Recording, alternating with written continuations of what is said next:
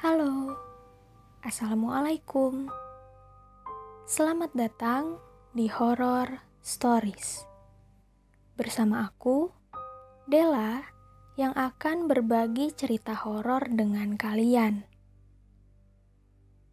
Sebelumnya, aku mau ucapin terima kasih untuk teman-teman yang mendengarkan Horis ini. Semoga kalian selalu diberi kesehatan, kebahagiaan, dan keberkahan. Amin. Buat teman-teman yang mau berbagi cerita horor untuk aku bacain di Horis ini, bisa kirim ceritanya ke email horrorstoriesidn@gmail.com ya.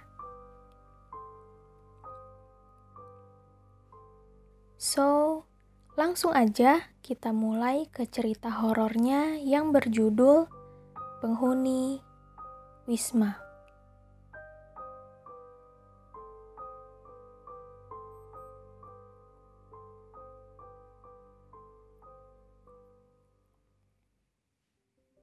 Saat SMP, aku mengikuti widyawisata ke Yogyakarta bersama teman-teman seangkatanku.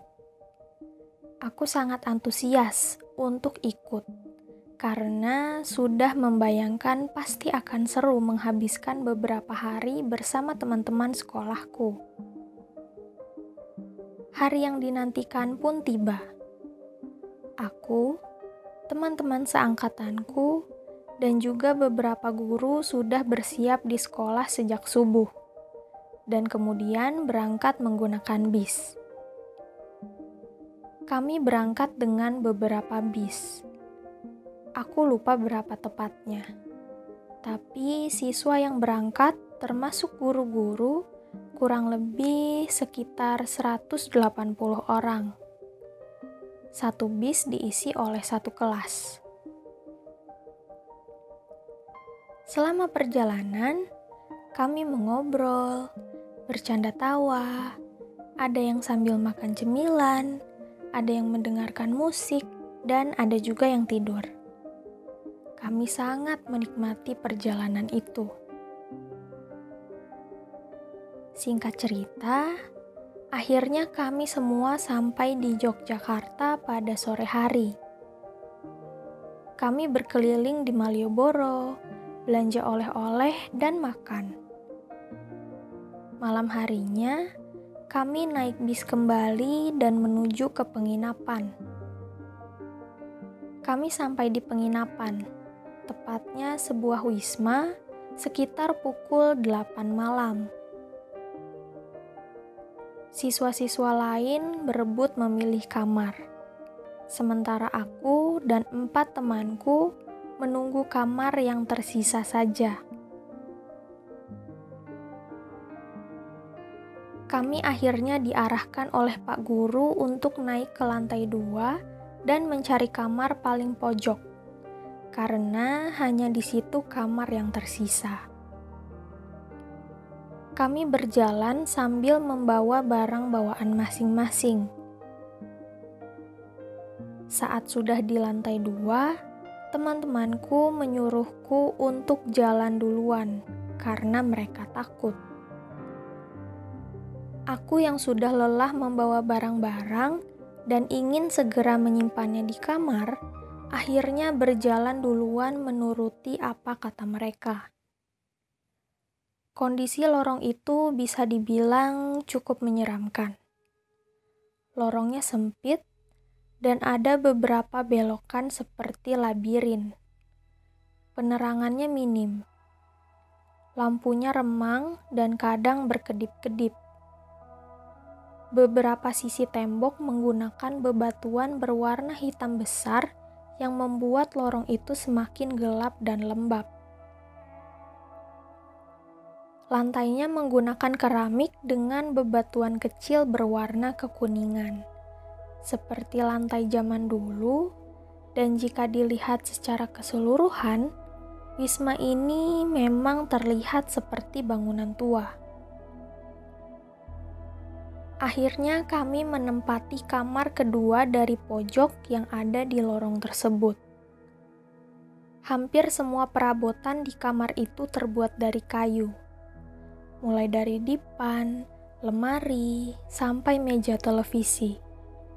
Karena lelah bercampur rasa takut, kami pun buru-buru masuk ke kamar. Dan ada satu hal yang aku sesali saat itu. Kami lupa untuk mengucapkan salam saat masuk kamar tersebut. Saat itu hawa kamar terasa tidak enak. Kamarnya lembab dan berbau. Mungkin karena letak kamar ini di pojok dan harus lewat lorong kecil, makanya jarang ada pengunjung yang menempatinya. Setelah masuk dan menyimpan barang, aku disuruh untuk mengecek kamar mandi oleh teman-temanku. Saat aku buka pintu kamar mandi, di sebelah kanan ada cermin besar dan wastafel. Di sebelah kiri ada batap, namun di dalamnya ada ember dan gayung yang menampung tetesan air dari keran batap tersebut.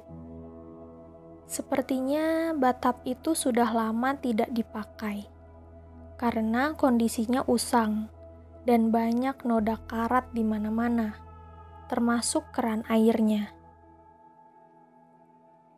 Aku keluar dan mengatakan, kamar mandinya bersih, tapi kayaknya nggak bisa berendam di batap deh. Sisanya aman kok. Teman-temanku pun merasa lega mendengarnya. Aku tahu, mereka takut dari sejak masuk ke kamar ini. Makanya, aku mengatakan semuanya aman. Padahal, ada sesuatu yang aku sembunyikan. Sebenarnya, saat aku mengecek ke kamar mandi, di dalam batap, aku melihat ada sosok perempuan yang sedang duduk meringkuk sambil menundukkan kepalanya. Rambut dan tubuhnya basah. Kulitnya pucat, wujudnya samar-samar, seperti bayangan, namun masih terlihat jelas olehku. Setelah melihat itu, aku berusaha bersikap biasa saja. Karena jika sosok itu menyadari aku bisa melihatnya, aku takut dia akan mengganggu aku dan teman-temanku yang tidur di kamar ini. Selain itu, aku juga tidak ingin membuat teman-temanku menjadi takut. Makanya, aku lebih memilih diam dan merahasiakannya sendiri.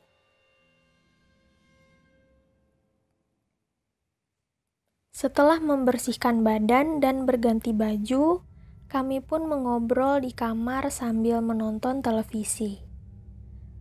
Lalu salah satu temanku mengajak untuk menonton acara horor. Kami semua mengiyakan dan mulai menonton acara tersebut.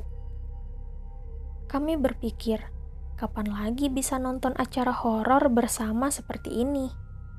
Pasti akan seru. Ya, ini kesalahan kedua yang kami lakukan saat itu. Baru beberapa menit menonton, kami semua mulai merasa takut dan tidak nyaman berada di kamar itu. Akhirnya kami memutuskan untuk main ke kamar lain yang ada di lantai bawah. Ternyata di kamar bawah yang kami tuju sudah ada banyak orang karena hampir semua siswa perempuan merasa tidak nyaman berada di kamar masing-masing. Akhirnya kami berkumpul di salah satu kamar yang paling besar. Kami bercanda tawa kembali. Namun, akhirnya tetap saja membicarakan hal yang berbau horor. Saat hampir larut malam, kami memutuskan untuk kembali ke kamar masing-masing.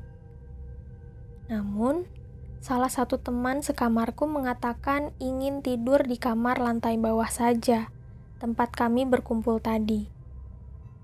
Akhirnya hanya kami berempat yang kembali ke kamar atas.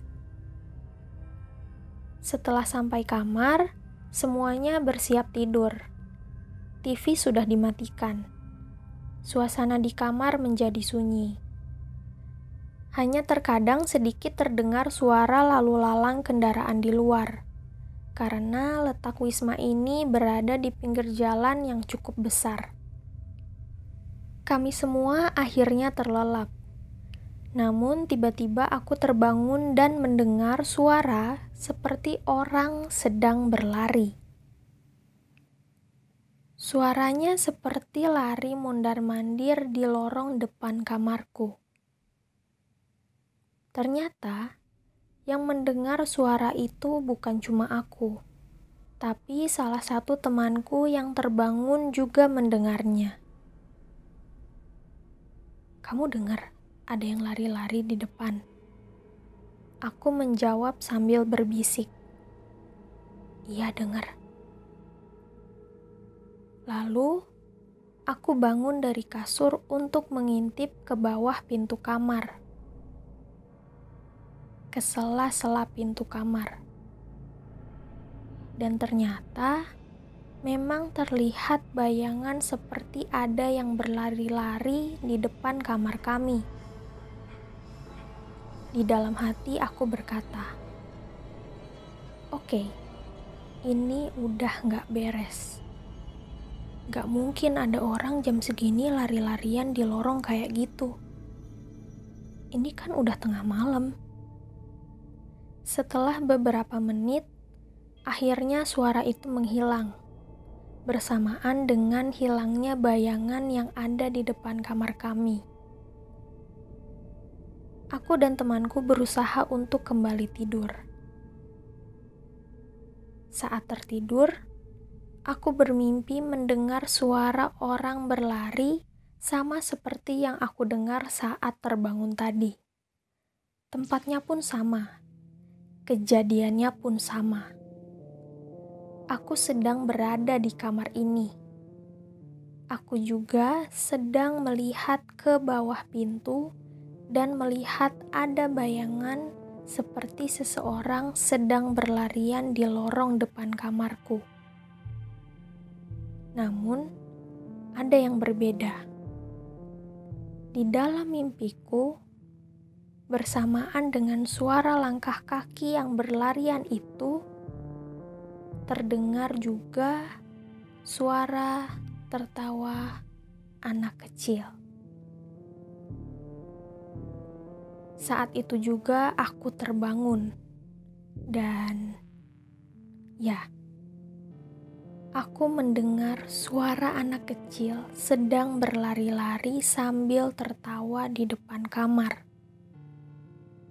Tapi saat itu aku tidak berani melihat ke pintu, karena aku yakin kalau memang dari sanalah suara itu berasal. Sambil tetap berbaring, aku membaca doa apapun yang aku bisa. Saat itu, jam menunjukkan pukul 4 pagi. Sebentar lagi subuh. Aku mencoba menenangkan diri. Mudah-mudahan suara itu hilang saat azan subuh berkumandang.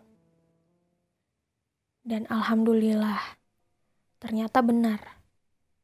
Saat azan subuh, suara itu hilang.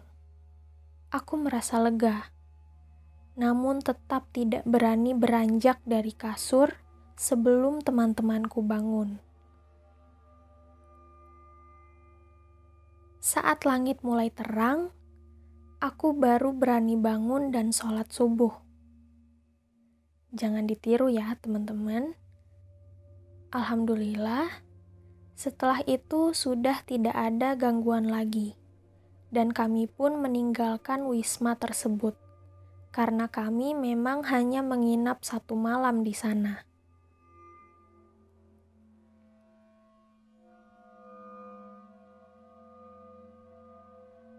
Jadi, begitulah pengalamanku saat menginap di salah satu wisma di Yogyakarta. Pesanku, kemanapun kita pergi, saat memasuki suatu ruangan, jangan pernah lupa untuk mengucapkan salam. Dan kalau kita berada di tempat baru, jangan melakukan hal-hal yang bisa memancing mereka untuk memperlihatkan keberadaannya. Tetap jaga etika dan sopan santun dimanapun kita berada. Terakhir, jangan lupa untuk selalu berdoa, meminta perlindungan dari Sang Pencipta.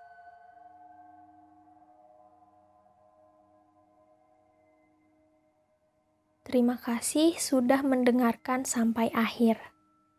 Jangan lupa like, komen, share, dan subscribe kalau teman-teman suka dengan Horis kali ini. Sampai bertemu di Horis selanjutnya. Assalamualaikum warahmatullahi wabarakatuh.